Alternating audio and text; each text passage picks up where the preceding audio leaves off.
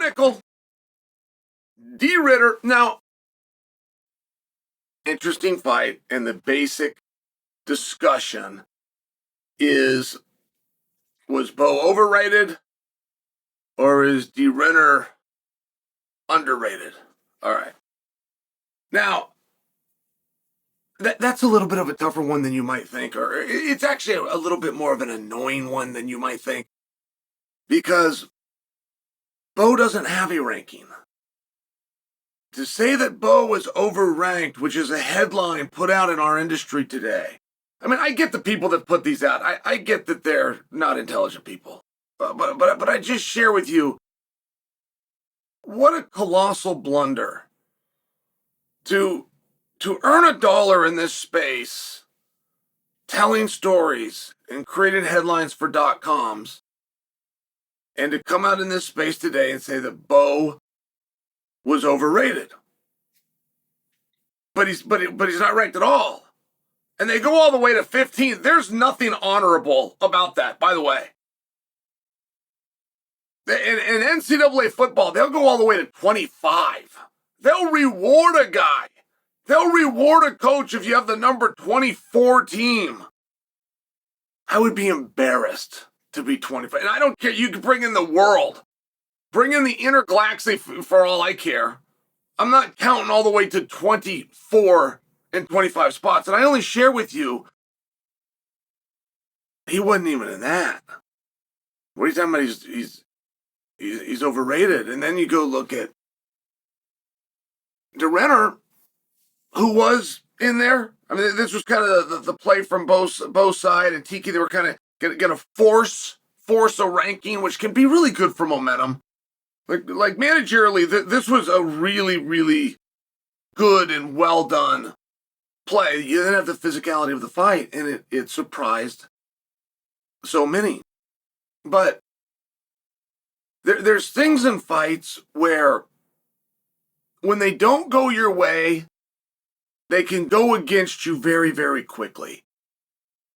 If somebody gets caught and knocked out, and all caught means is the guy threw one punch and but that was the one that landed and now the fight's over. Regardless of what happened or the rounds or the competitiveness before that. He throws one punch and it lands, and it's his larger piece of offense of the entire contest. It'll kind of be brushed aside on the opponent. It's very different when the beginning to the end gets extended. I feel like this happened with Bo's fight. I feel like when momentum started to go to RDR, Bo had done some things we haven't seen him do before. Got his back up against the fence, just by example. That's not generally a position that Bo would allow anybody to put him in. Got in a firefight. And RDR is doing a good job, man. He's got long arms. He's doing a good job going to the body. He's coming back upstairs. He's going to the body. He's coming back up to the head. I mean, he did a very good job of staying active and staying busy and bothering Bo, giving Bo things to think about. So now Bo's got to circle off the fence. So when you have Bo fleeing in that type of situation, it's just not something we've seen from Bo before. If you go watch his collegiate career, as a matter of fact, it's illegal. And when I tell you that I have never seen Bo back away from somebody, I do mean that literally. So we're just seeing some things, right? You do different things, you get different results. We're seeing some different things that happened, and de Ridder comes in with a knee. One of the most devastating shots, and it ends the fight. And you instantly start the dialogue of what's next for de Ridder, what's next for Bo. How great is de Ridder? We all knew you were pushing Bo too fast. It's one of these things. And I won't try to rewrite history. I understand that wasn't an overly close contest. Like, I do understand if I was to fantasize and close my eyes and imagine them doing a rematch, I'm not going to come to you and tell you that I think that script is going to flip, but there are certain athletes. Bo was that athlete for a number of guys. Ask Colin Moore. I mean, just for example, like Bo has been the guy where everybody else can whip everybody, but this one person, and Bo's been that person. I'll just share for you, is de Ridder that person for Bo? Well, if they were to do a rematch, I don't think the outcome would be different. I think that de Ridder surprised him with his activeness on his feet, went for a couple of trips. They weren't close to working, but now he's got Bo thinking. And the takedown is not where it's at. The takedown is where somebody that doesn't understand the sport thinks it's at. The threat of the takedown, that is what gives the problem. So when de Ridder's out there and he's trying some trips, as junior high-ish as they looked, he's still offering a threat. He's still suggesting it, and he's making you think about it, and he's now getting that reaction. I mean, when I watched de Ridder, I was just so impressed with a number of little things that he did. But he stayed focused, or he gets taken down. Just for example, he starts to find position, finds himself on top. Like he's constantly trying to gain. People that use the guard as defense are people that lose. Now, in the streets, it's a defensive position, and all you need to do in the streets is survive. You don't have to win. Just survive. 30 seconds would be a very long street fight before somebody else comes along and breaks it up, or the guy you're fighting goes, hey, you know what? This is harder than I thought it would be, and it stops. I mean, 30 seconds, that would be a long fight. So in that situation, just survive. Use guard. Sure, if you end up down there. But in a competition that you need to win,